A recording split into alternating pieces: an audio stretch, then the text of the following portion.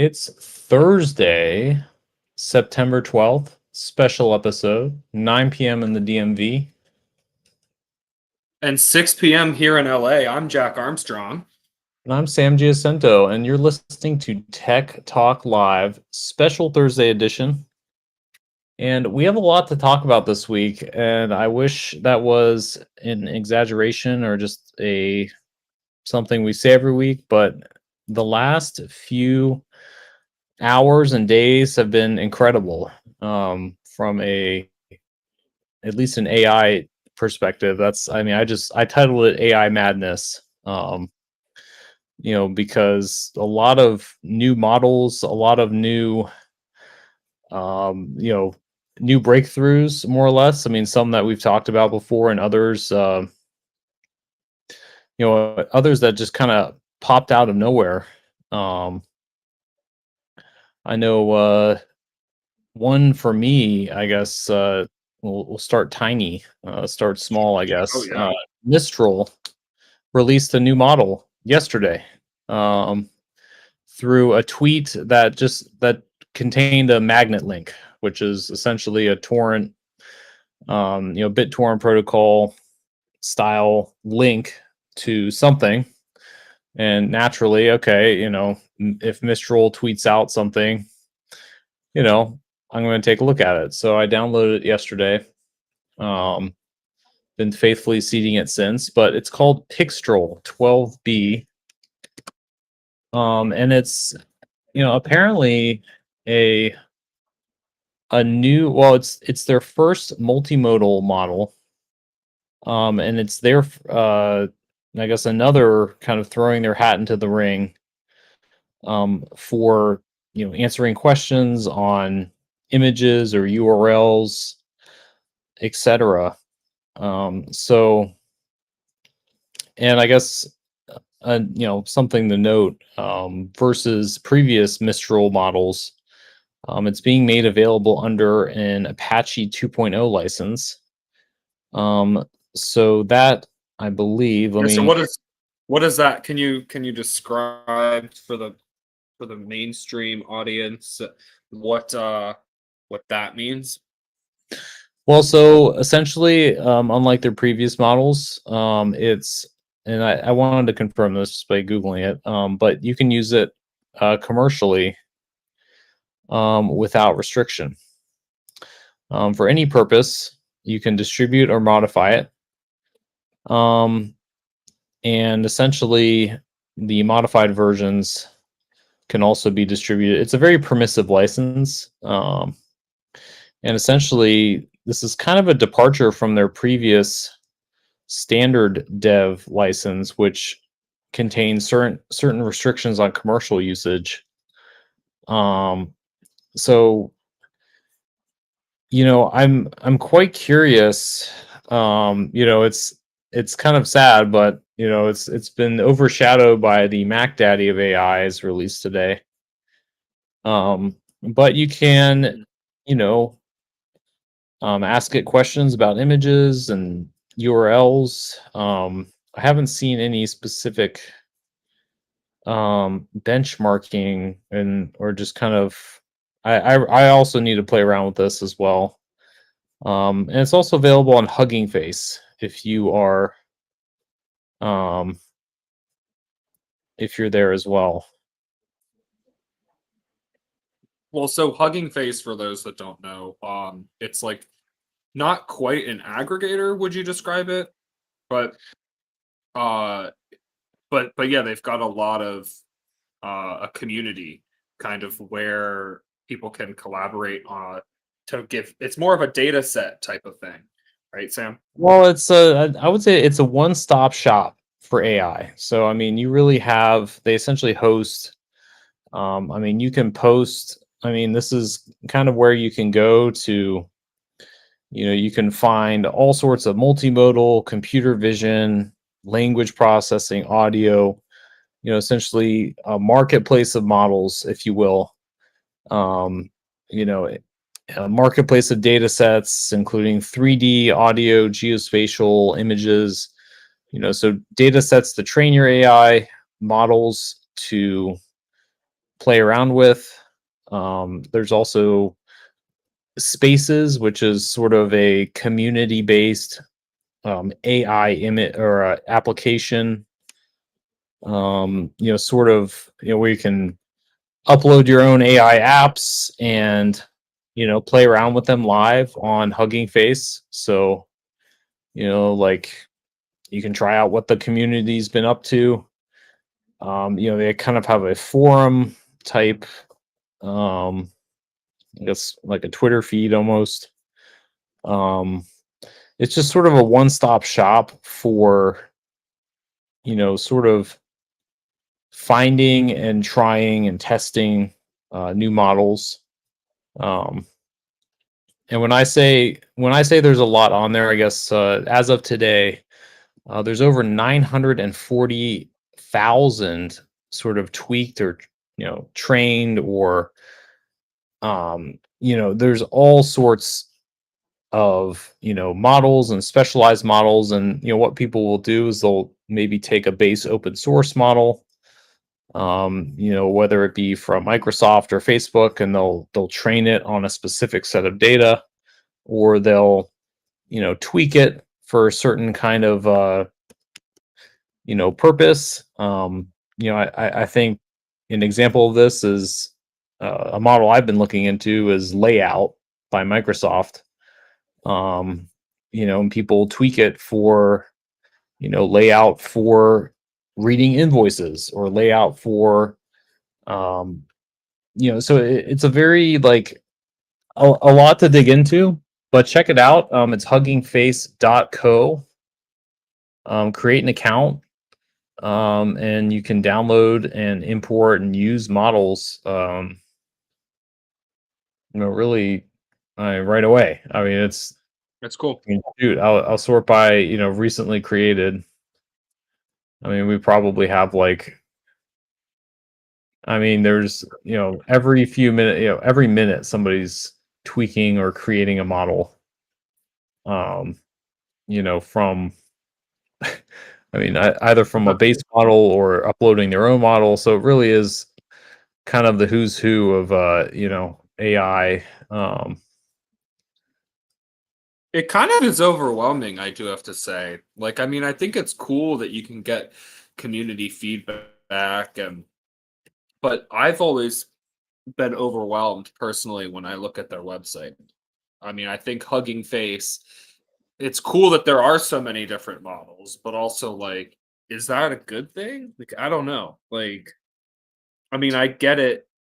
You want something very specific. Okay, great. Here, I did this, but um, Well, it's very purpose built. yeah. So I mean, you have also. I mean, it's quite. I I mean, just there's feel like every your average person doesn't know where to go. Like, how would someone navigate Hugging Face? Like let's talk about like, okay, so you go to Hugging Face, you can press models, and then the easiest way would be to filter by what you're doing, right? Would be to pick, okay, well, what am I doing? Right? But sure. then how So, would you go about picking like what's best? Like, I don't know. well, Just for like someone that's very I new guess to this. And doesn't understand. the instance I used. I mean, and this is kind of the example I was alluding to earlier. Is Microsoft has a sort of a base model, I guess. It's called Layout V3. Layout. Mhm. Or let's see. So Layout LVM3. So it's a multimodal document AI that can understand context and pages and graphics and whatnot. And somebody essentially took a a bunch of invoices. So I guess this user Imperia took a bunch of invoices and fine-tuned the model for Q&A based on an invoice. So it's it's something where it's like it's a very specific kind of document where previously, like, the layout model may have selected, a portion, or invoices have no, a more or less a somewhat standard layout, but after fine tuning it on essentially a large amount of invoice sample data, we're able to extract the address correctly or extract the purchase amount correctly, whereas perhaps with the base model, um, we wouldn't have you know been able to do that. So a lot of it is trial and error. I mean, you really just have to get in there and try it, which is why it's both fascinating and intimidating in that way. Yeah. You know, like there really does, I just there think your really. average person, wants something like that can do everything without can do everything decently, if that's a way to say that. I feel like No, this kind of goes absolutely, and into you bring up a good point. our next topic, of course, too.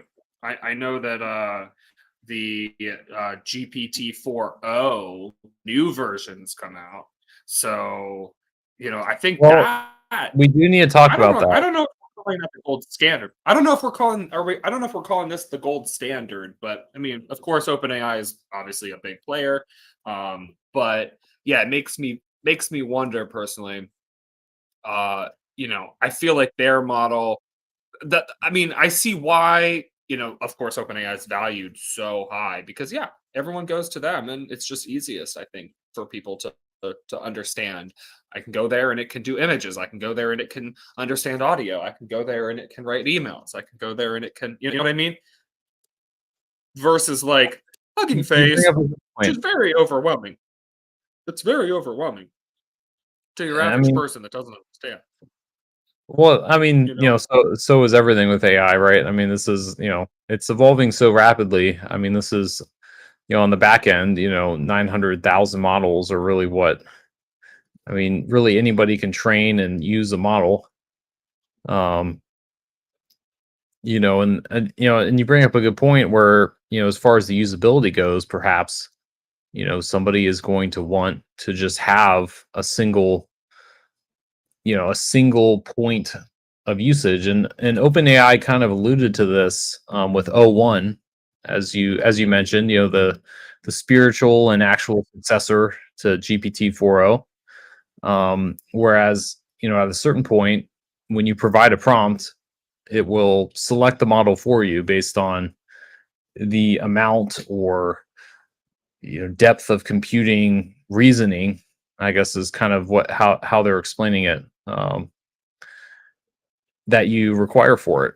So in a way, it's like you will, and obviously, kind of slowly moving toward that, be able to ask a question, and you won't have to really deal with the selecting a model, or worrying about you know how to tweak your prompt, or how to necessarily massage it to generate the optimal answer.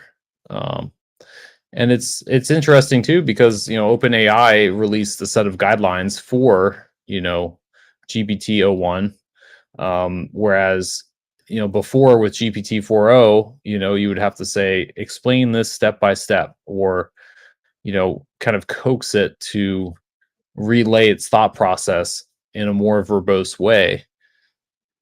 O1 doesn't really apparently need this, really need the extra step in the prompt. So it's sort of like, even that sort of subtle guidance of, here's how you use this new product.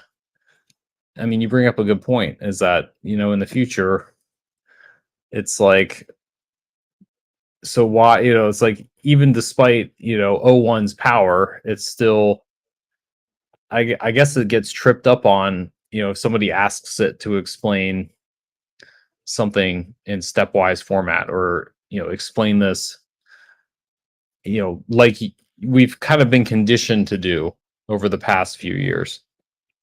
So I thought that was an interesting kind of recommendation from them, to kind of modify how you talk. Oh, true. No, very true. I mean, there's a lot going on under the hood of all these systems, and of course today. So, OpenAI just came out with Strawberry. We had rumors about this a few weeks ago, but Well, pretty yeah, we've cool. talked about it quite a bit. Yeah, this is kind of the Q4 2024, Q1 2025 kind of big, um, kind of the big kahuna, the GPT-5. I mean, to be fair, I don't really know you also made a good point earlier today. The naming is interesting. I don't, we kind of went from GPT 4.0 to O 01. I don't really know.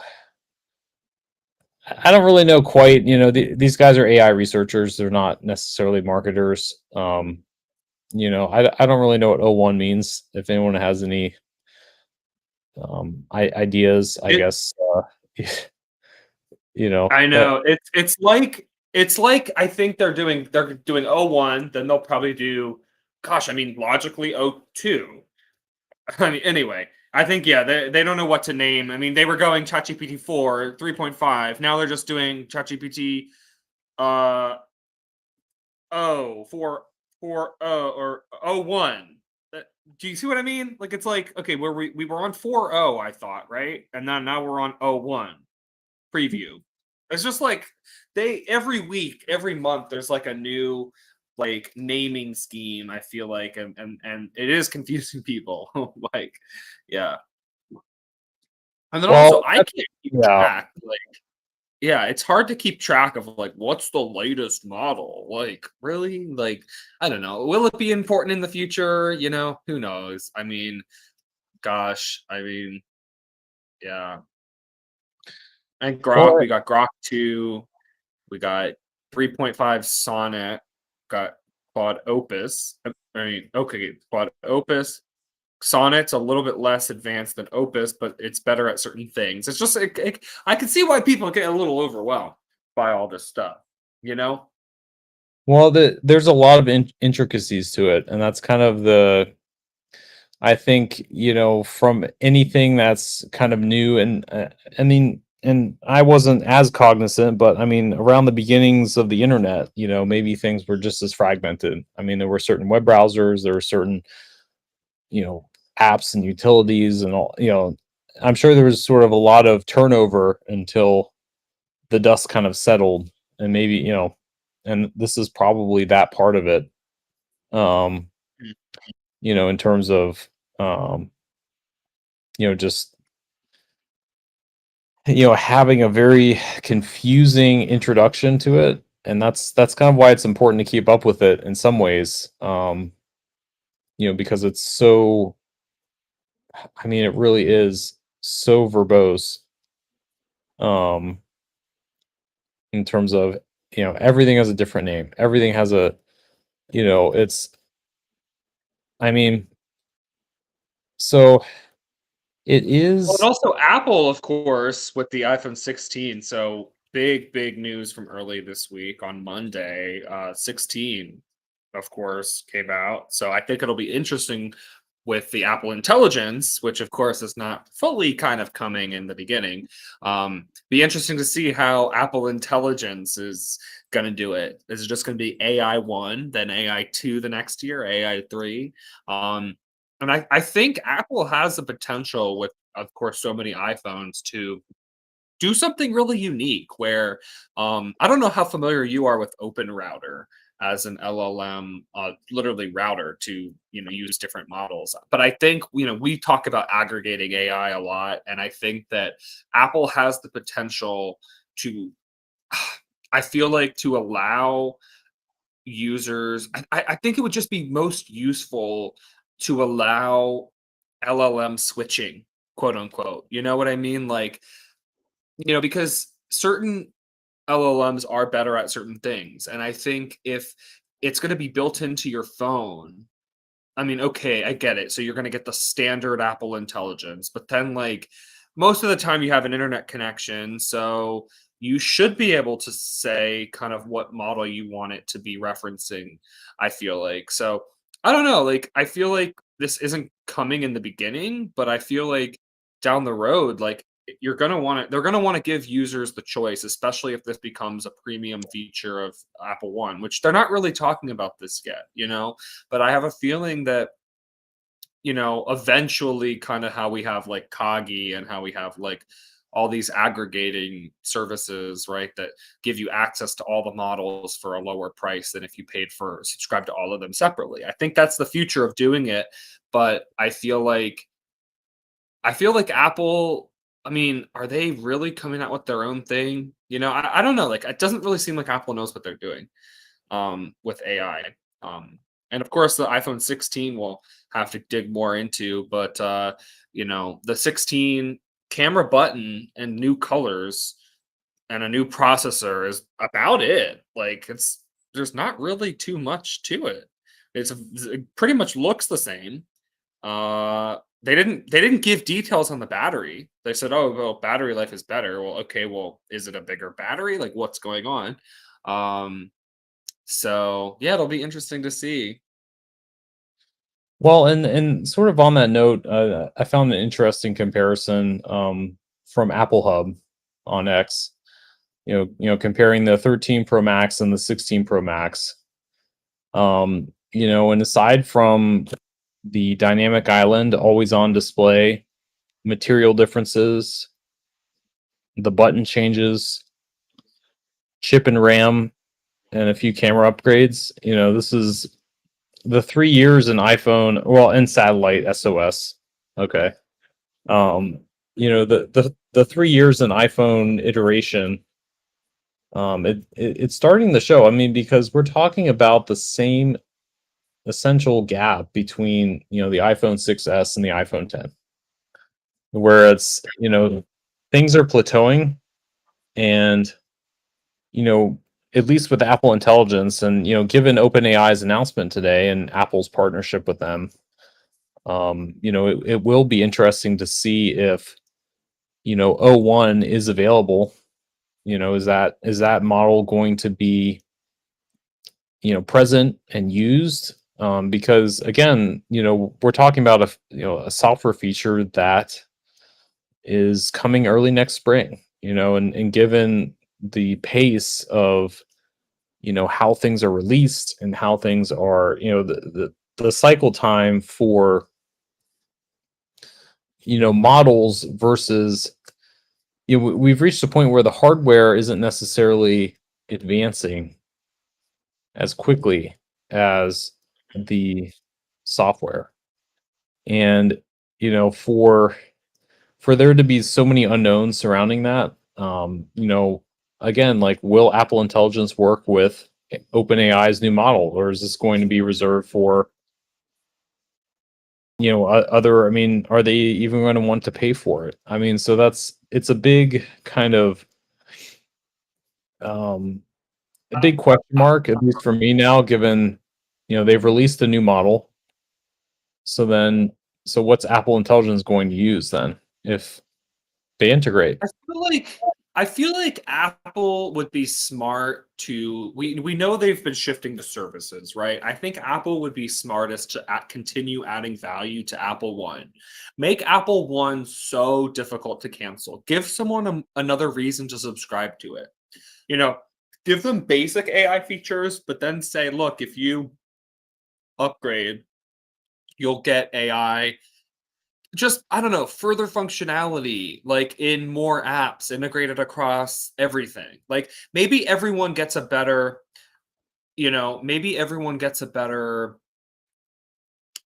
Siri, of course. Like, so the baseline actions across your phone could be the same no matter if you pay for it.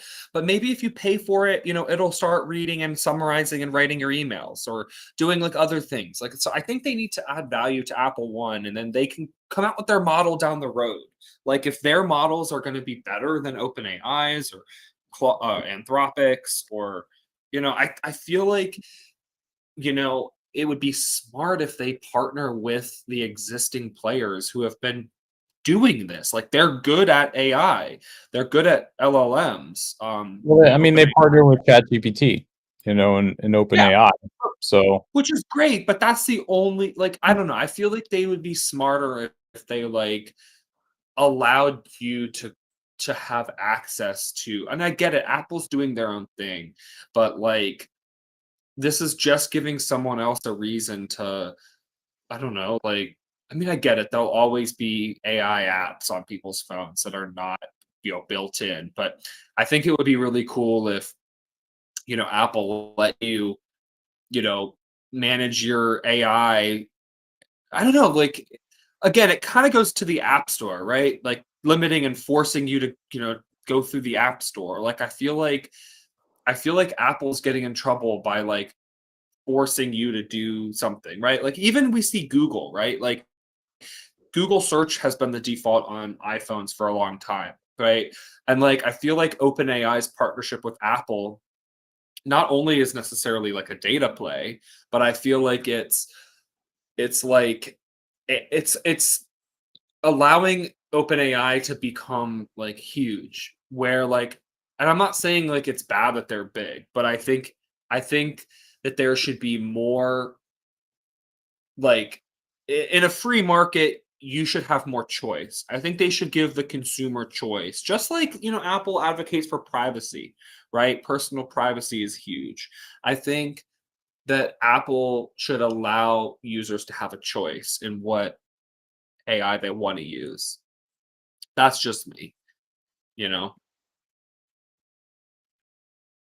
well, 'Cause and to I some mean, people it will matter, right? Like, and some people, they don't care. So keep well, keep the default one, whatever people want, but give people the option to maybe put their API keys, or maybe partner with Anthropic, or I don't know, like, maybe have people, I mean, maybe even partner with Google, like, because you can think about it. On your phone, you can use any search engine, go to any website, you can use any mail provider. I mean, AI, I don't think is going to be any different than that. So sure, what's built in or what's standard is this one thing, but like, and that's fine for running core apps, like, asking Siri to open an app or close an app or take a picture or add a reminder. Sure, that can be like the core built-in language model. But if you want like, I don't know. I mean, maybe it'll all just go through a separate app anyway, but I feel like consumers should have a choice of what, just like you have a choice of what email to use, what email provider to use, what phone to buy. Like, how about what AI to use? How about what large language model you want to use? Do you want to use an open source one? Do you want to use Google's or Meta's um or Anthropic? I mean, what do you prefer, right? And some people don't care, and they won't ever need to change those settings. But I feel like Apple has a lot of power because we're so used to having, iPhones every, in our pockets. So, but who well, knows? and I I mean, feel to like be they would. fair, I guess, um, going along with what you said of just, do people even care, or do they want the best model? Is Yeah. that like something where it's like, I think if this indeed, is something, um, you know, if this is something where this ends up being the best all-purpose model, then I think, in true Apple fashion, um, this could be, uh, you know, I mean, this could be what people want. Um, Mhm. so it is, you know, I mean, it's hard to say, right? I mean, it's great that people, I guess, can add their API keys, but we're in an environment where it's like in 3 months, those API keys, it's like, why, if O1 Mini is better than Claude 3 Sonnet, then why use Claude 3 Sonnet? Why even care anymore? But It's sort of, Apple needs to give the choice. Apple needs to give the user the choice which model they want to pull from. Like versus Apple making that determination or saying, because think about it. What if Apple, okay, so Apple and OpenAI, partnered up, right? So, but what if, tomorrow Gemini advanced 2 point whatever, like let's just pretend that is miles ahead of everything else. And let's pretend someone wants to subscribe to Gemini or and use it built into their iPhone. You should have the ability to do that.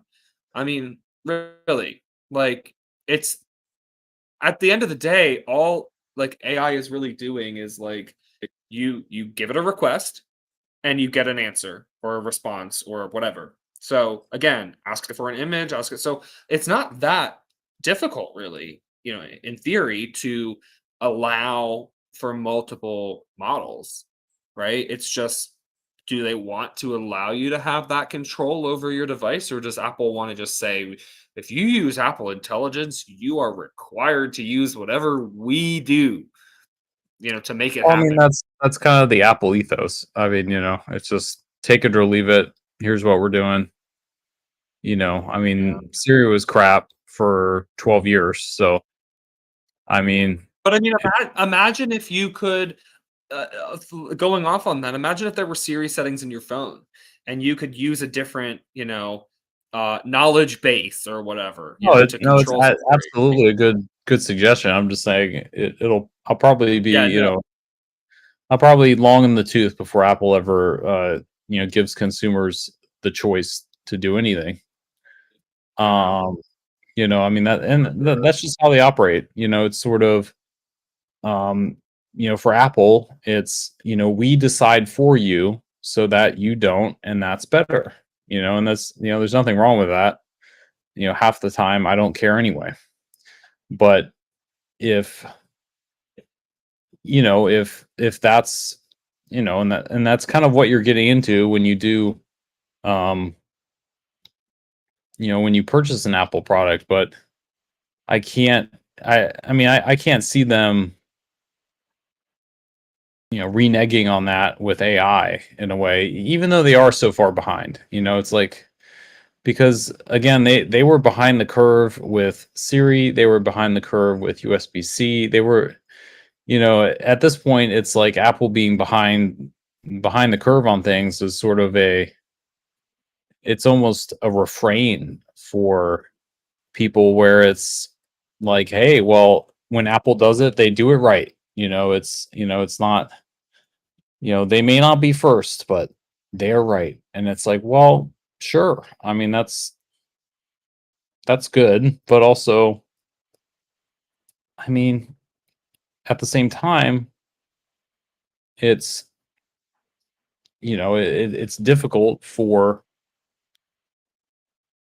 you to have a choice as a consumer if that's been taken away from you, quite systemically. I mean, from, from the hardware up. And that's, and not to, and sometimes this is, it's a double-edged sword, right? I mean, there are some good things to be gained from it.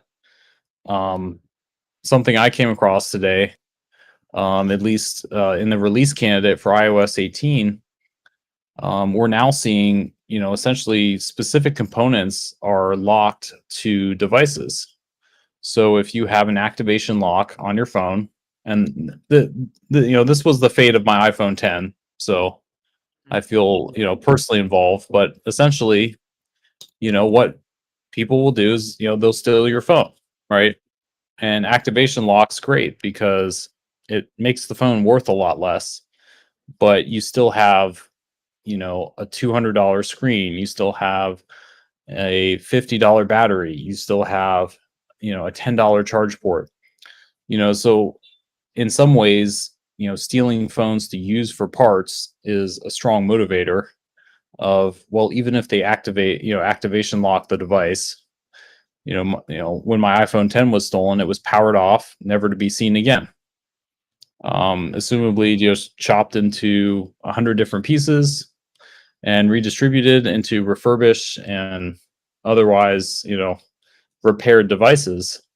So, the double-edged sword of locking every single hardware component down is that, well, if, the phone can connect to the internet, I mean, and again, if you steal a phone and put it in a lead bag and take it apart, I mean, I guess it won't connect to the internet and you can, but I guess the other phone that you install the part in will, I don't know the specifics of how this works, but I thought, in terms of consumer choice, Apple is very, we know best, and you'll play by our rules, and that's just how it is. And in some ways, I guess that's a good thing. Like if we can stop iPhones from being stolen, great.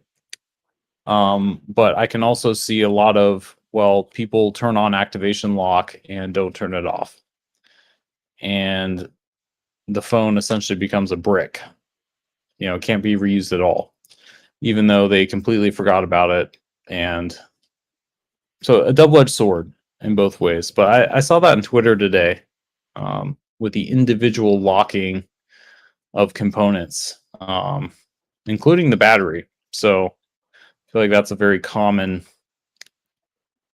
replaced part on iPhones. I don't know how how or what models this will be supported on.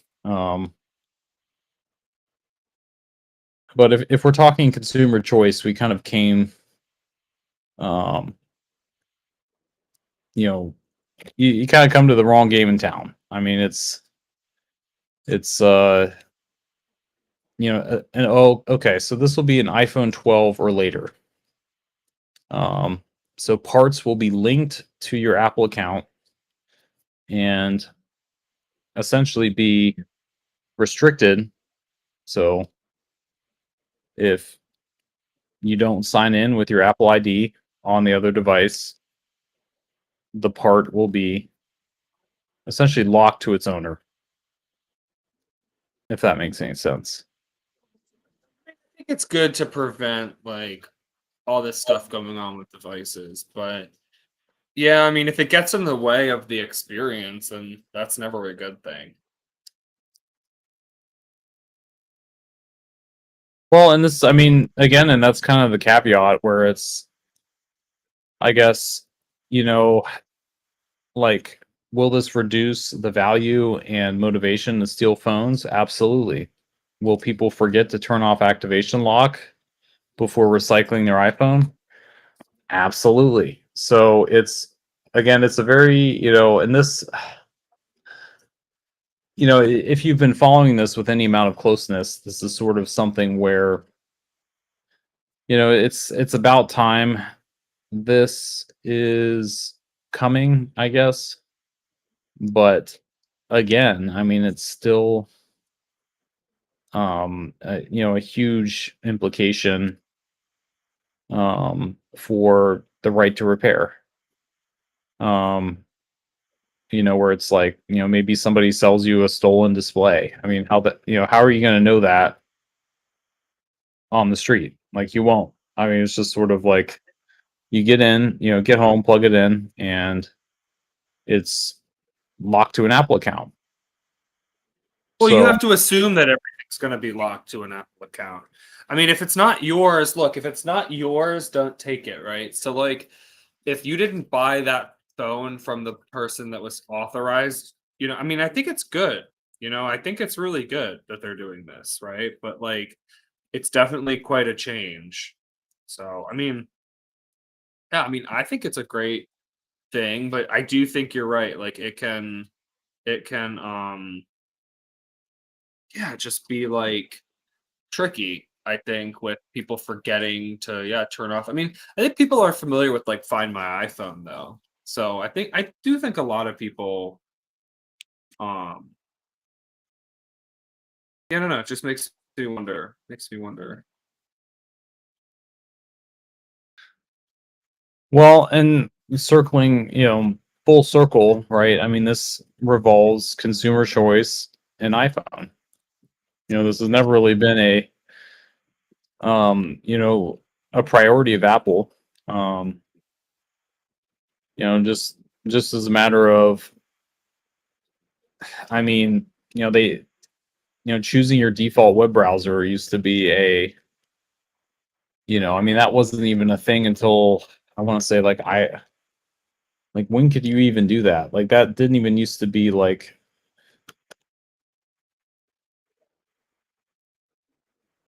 I mean, it's Well, sort of like that that has come notification sooner. of sort of, I guess it's like, I mean, I don't even know when they introduced that. Like, It definitely has come later. I think you're right. Like, and it's only the browsers or it's only the search engines that they approved. So, like, it's not really giving you any choice. I mean, Apple really doesn't care about. I mean, like they say they're doing this to protect you. I mean, I guess like is using Google or Bing protecting you? with I don't know. iOS 14, so we went, essentially, like this was 2020 when you finally got the choice to choose a different browser. So when you tapped on a link anywhere system wide. So that's sort of to give you an indication. I mean, the original iPhone came out in 2007, I want to say. I see. I So see. I mean, it took January 9th, 2007. And so, it took almost 20 or, almost 14 years, my bad, to choose something in software. Which is something where it's like, this was technically capable well before that. But it's just something where it's like, well, it the consumer aspect of the iPhone has never been it's never been about consumer choice. It's been about ease of use. And that's sort of the trade-off um that has always been front and center for the iPhone. Yeah.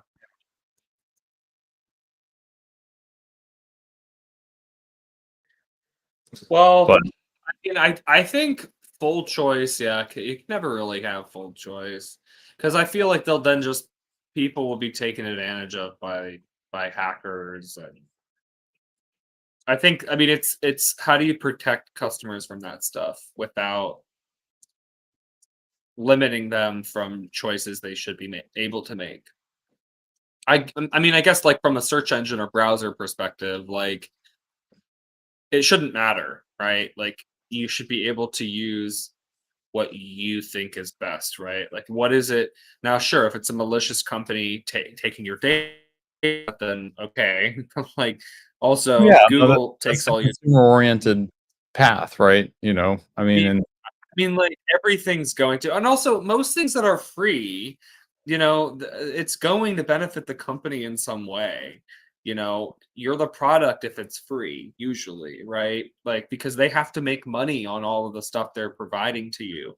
I mean, so Google with Google Search and Gmail and Maps, I mean, they're taking the data on places you go, things you email, emails that you get, things that you search so that they know stuff about you, so that they can advertise to you, so that they can sell ads on Google Maps, so things show up first for you in search results. And so I mean I think like it's not a bad thing to offer choice.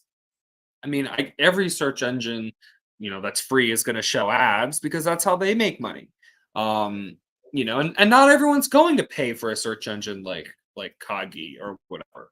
And I mean, maybe there still are benefits to not use Kagi. Like maybe sometimes Google is better. I mean, I don't think so. I mean, I think most of the time, I mean, a search engine's a search engine. If it's a well designed search engine, just put in what you're searching for and stuff will come up that's relevant. Like they're all using very similar formulas. So I don't think it really matters. Um so yeah, I think it'll be interesting. Be very, very interesting. Um we're not gonna get choice with AI and I don't know. Yeah, gaming. And speaking of gaming, with I know Epic Games has had problems with Apple and choice in the past with how customers can pay for things. I think one thing that's interesting to note is you told me, which I was not aware. I'm not as deep into the game space, but the PlayStation 5 Pro. Let's talk. Should we talk about that? Yeah, no, I mean, this has been making waves for a few reasons. First one, $700. Wow, that's a lot. Would you spend $700 on a console? No, I I don't don't know if think I so. could. I mean, I've never been a console gamer, but it really like, especially considering that most people, and I may eat my words here, but it's like, well, if most people have a PlayStation 5, um, what, um, and I guess so 40 minutes ago, I guess The Verge released a few. I'll send this to you, but kind of the first previews, and maybe we can tweet this out as well. But essentially, the first previews and renders of the PlayStation 5 Pro versus the PlayStation 5 Performance. Um, and there's a distinct difference. I mean, it does look better. I mean, you would hope so, for $700. Um, but I think we may be at the point where people, I mean, do they care? I mean, is it something where it's like, again, like, is it something where, I mean, everything is a little sharper. The leaves and the hair look a little better. I mean, things seem to be a little bit more in focus. Obviously with the increased graphics horsepower, ray tracing, all that stuff. Um, I mean, it does look better, but I don't know if it's, again, Mm, going to be enough to convince people to, essentially shell I think out we're um yeah. for it. I mean, I think we're to the point where everything's already all kind of getting it's all very similar. And also like this should have been something um yeah, like I don't understand why they couldn't have just put this in the PlayStation 5 originally. Like I have a PlayStation 5. I would never I mean, it's fine. Like it's really fine. Unless you game all the time and you're obsessed with every little detail, I think most people wouldn't care. I think most people are still good with the PlayStation 4. I mean, that a lot of things still look great. Um, I mean, I don't know. I'm not side by side comparing but like for example, if you play Fortnite, of course, a popular game on PlayStation 4 and 5. I mean, does it really? I mean, I don't play enough to know, but would it really look different on a PlayStation 5 Pro versus the 5 versus the 4? I mean, I guess there's a little bit more performance, but like, I don't know. I don't know enough to speak about it, but I do think it's Well, interesting. uh, I do think check that your messages, but I sent I mean, The Verge came out with this 40 minutes ago, literally. So after we started. But there are a few screenshots. Um, I mean, you can genuinely tell the difference. I mean, it's not, this isn't a nothing, burger from Sony. I mean, it is more powerful. Just kind of going back to what I said earlier. I mean, things do look slightly sharper. There's hair, there's patterns, I mean, it is more realistic. But that being said, it's like there is a difference. Is it worth $700? Obviously, up to you. I think for most people, probably not. I'm just kind of putting that out there. I don't know of a lot of people who, number one, have $700 to light on fire, and number two, would do it for 10%, visual fidelity, 10 to 25%. I mean, horsepower wise, it is a significant jump in terms of raw performance, but how that translates into what you see on the screen, it's different. I mean, it may not even be worth that to people who can't afford it, honestly. Like, who cares? I mean, so I think it's, I mean, between all, I mean, Sony has had a long history of huge steps in the right direction. We had the PlayStation 2, which was a smash hit, the best-selling console of all time. I think until still today, with over 150 million units sold. And then that was followed by the PS3, which sort of had the same complaints of, this was $600 in 2007. So today, I mean, close to $1,000 in today's money. So, Sony has kind of had their history of missteps when it's come to um, this stuff, but it's I don't know if it's going to be another PlayStation 3 where in 2000, I'm sorry, it came out in 2006, late 2006, but again, $499, $599, a hugely expensive console for what it was. I mean, it was a technical marvel, but it was expensive. And so this may be the same song and dance with the PS5 Pro, except this time it's not even like, this isn't even the PlayStation 6. It's, kind of a rebrand of the PlayStation 5, So for most people, it's like, well, the most of the name is the same. So yeah, like, what's the difference in a sense? So I mean, again, we'll have to see. I think probably the most hilarious knock-on effect of all of this is that because the PS5 Pro is all digital, the disk drive attachment for the PS5 is sold out on Amazon. That's funny. None of them are in stock anymore. So people are buying this thing up in anticipation for upgrading the latest console, which does not have a disk drive with a disk drive. So I thought that was pretty funny. It was the 8th best-selling video game peripheral on Amazon yesterday, and now it is completely sold out. So Yeah.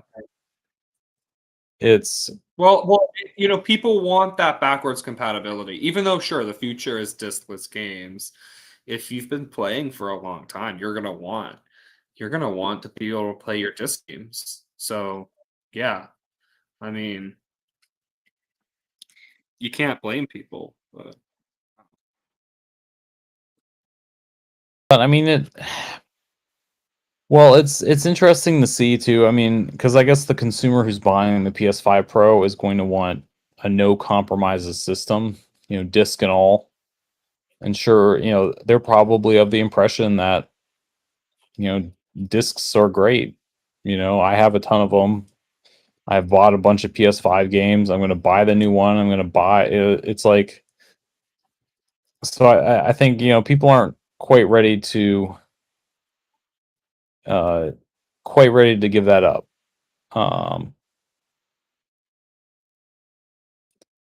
But I mean, it still is early to give, I think, that up. I mean, I think discs.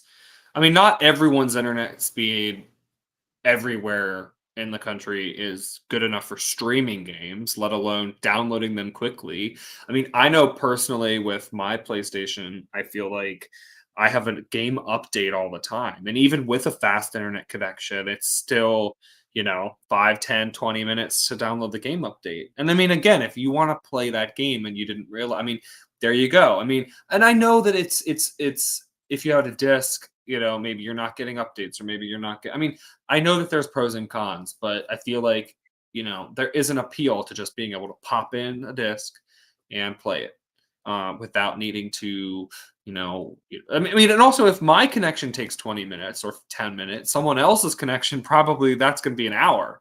I mean, I do have a significantly faster connection, I feel like, than a good number of people. And 200 megabyte download is not even there's a lot of people with faster. So I feel like, maybe you wouldn't care as much, but I still feel like until everyone has at least, a 200 megabyte per second download speed connection speed, you're still gonna there's still gonna be an appeal for playing those games. And then of course, there'll be an appeal to gaming, just backwards compatibility wise. well, and that it supposedly, I mean, the PS5 Pro will maintain. I mean, it's obviously under the hood. It's a generational upgrade of our friend AMD. The RDNA 2 to the RDNA 3. So, in simple terms, a very similar, from a software perspective, but from a performance perspective, a pretty massive jump. So it should still support all of the PlayStation 4, games, or most of them. Given AMD also played a part in, essentially creating this a similar, uh, you know, a similar chip for the PlayStation 4. So it should maintain that backward compatibility. Um, despite the performance boost and resolution boost, as well. Um, Yeah. so I don't know. It's I think it's funny the disk drive sold out. I don't know if it'll be worth $700-800. I mean, I don't know if these will be MSRP. I don't think demand will be that high for them, honestly. So I think you'll probably be able to snap one up for $700. You won't have to overpay a scalper. Um, more money for it. It also shows demand too, like might not be as high and as initially, with the PlayStation 5. But also it's not as big of a leap. And if you already have a 5, what, you've had it for 2 years, maybe? 2, 3? I mean, Well, it consoles came last. out in late 2020, but if I don't know if you remember, but there was a huge supply crunch for these things. I think, it came out November 2020, and basically a lot of the bigger markets, but I don't know necessarily when people were able to actually purchase theirs, because there was, an insane amount of demand. Um, basically throughout 2022. Um, so if you could get one and you wanted one, you know, almost 3 years. But Yeah. I'll put an asterisk on that. But it's probably more like 2 for most people, maybe 1.5.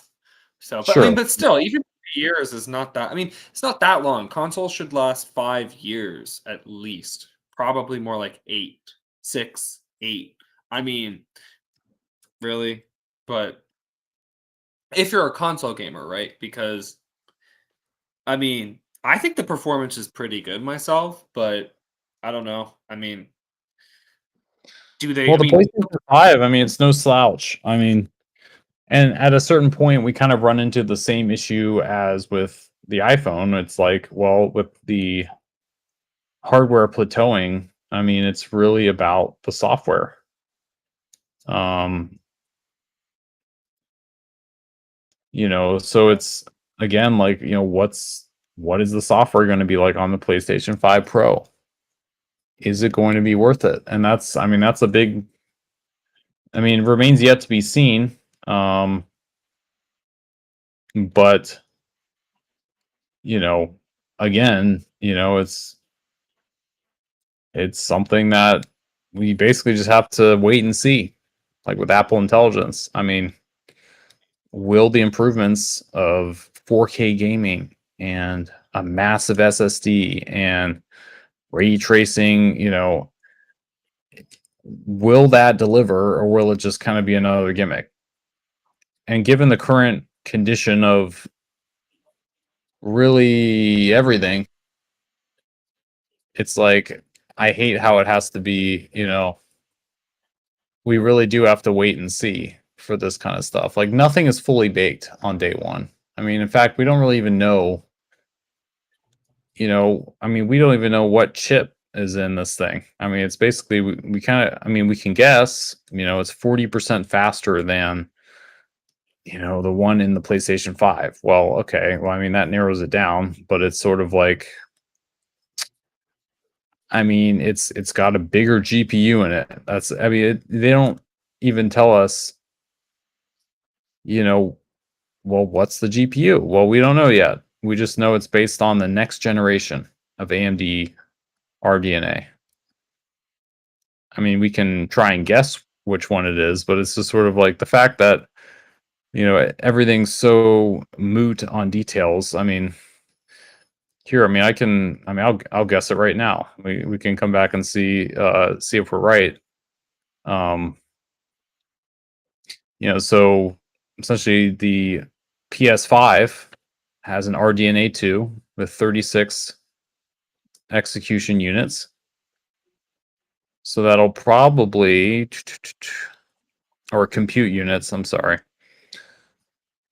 It'll probably be like a Navi 33. Yeah, like a Navi 33. So an RX 7600 or equivalent to kind of, I guess we'll see it. We'll see if that's see if that prediction's right. But it's just sort of like without any specifics, it's like, what even is it? And just sort of, it's faster. Trust us. Great. We've heard that one before. So yeah, well, we'll have to see. I mean, I think even just going back to the iPhone 16, I think upgrading to the latest technology these days is just getting less and less important for most people, and most people can go longer and longer. And honestly, if you're still on a PlayStation 4 and you haven't got a 5 yet, and you're still rocking it, wait for the PlayStation 6. I mean, or if you've got a 5, you don't have to get the latest thing, even if it's coming out. Because I know a friend who loves the PlayStation 4. I know people, that love their iPhone 14 and 12, and really, you don't I need love my every iPhone year. 13. I think the Yeah, iPhone 13 Pro Max is the best iPhone since in a while, honestly. yeah. Seriously. We're still at the point where the notch takes up less screen space than the dynamic island, whatever the heck that is. So it protrudes less into my video. So it's like that's really all I care about. But here we are for 3-4 years later. And other than the thin strip of OLED screen above the dynamic island, it's like it serves absolutely no purpose whatsoever. So, it's a design quirk so that you can look at someone's screen and see that they have the new one. And now you can't even tell because it's been out for 3 years. but I'll take the functional benefit any day of the week. I can watch a video without an island in it. It's a little bit less intrusive.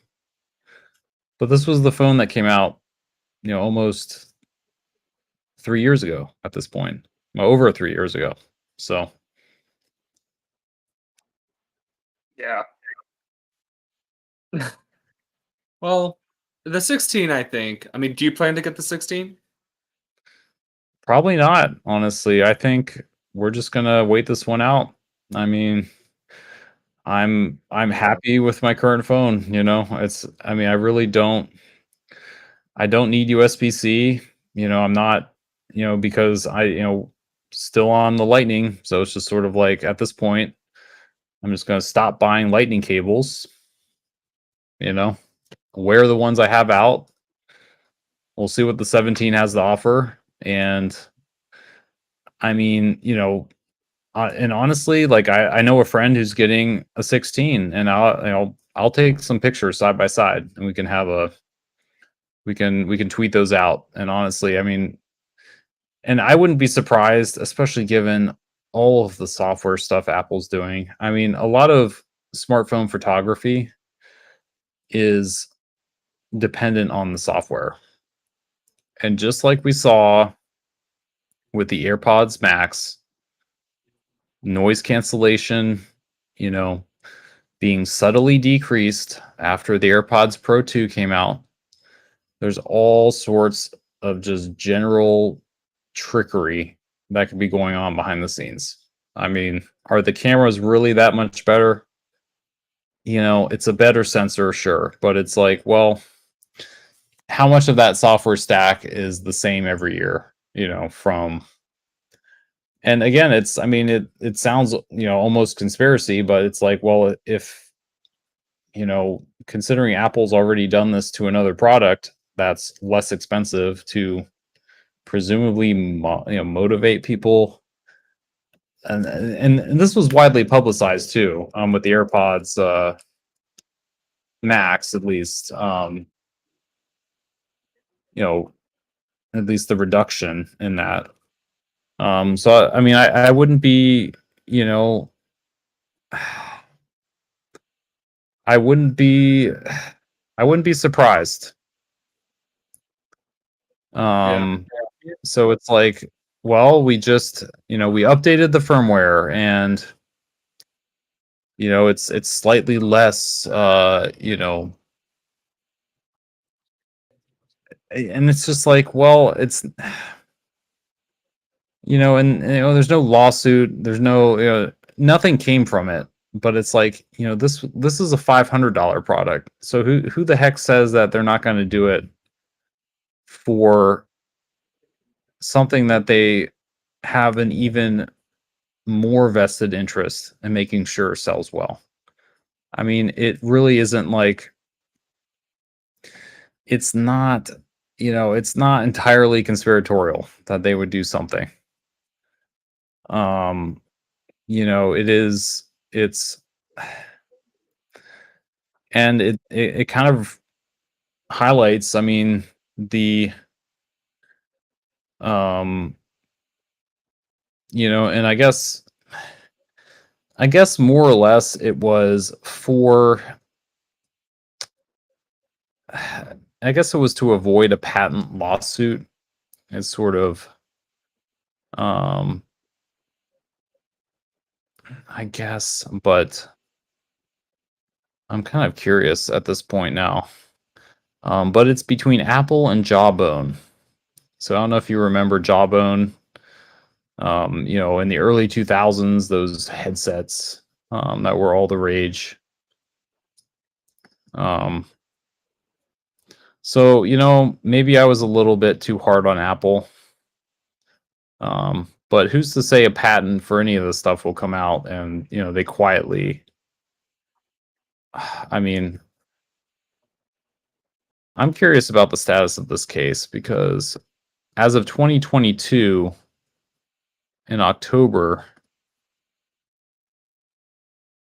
let's see, date published September, grants the motion. It will vacate the transfer order. I can't read legalese right now. But I don't know if there's any update. But well, sorry for being so hard on you, Apple. I guess you were just dealing with the patent trolls, but it's I guess they couldn't say anything. But again, it just highlights how dependent on software this all is. I feel bad now. Sorry, Tim. Well, we'll keep people updated. We'll be back to our normal showtime next week. If anyone's still listening, we'll be back on Tuesday, which is the 17th. Also, just a reminder, Tech Talk Live is brought to you by Before Sunset.ai. It's a great way to use a to-do list that can be optimized. That can use AI to optimize your schedule, your calendar subtasks, and you can create a unique work environment to maximize your productivity. It really is a great way to keep yourself organized and stay productive. You can sign up with promo code Tech Talk Live to save 25% off your subscription and to support the show. Yeah, give it a shot. It does a lot of sort of the hands-on stuff that you would do setting up your workspace. So use AI for your personal productivity. Absolutely. Before sunset.ai. Anyway, we'll be back next week. Until then, enjoy your weekend. Absolutely. Thanks for hanging out with us and having some fun. We'll be back next Tuesday, 9 p.m. Eastern, 6 p.m. Pacific. Talk to you all very soon.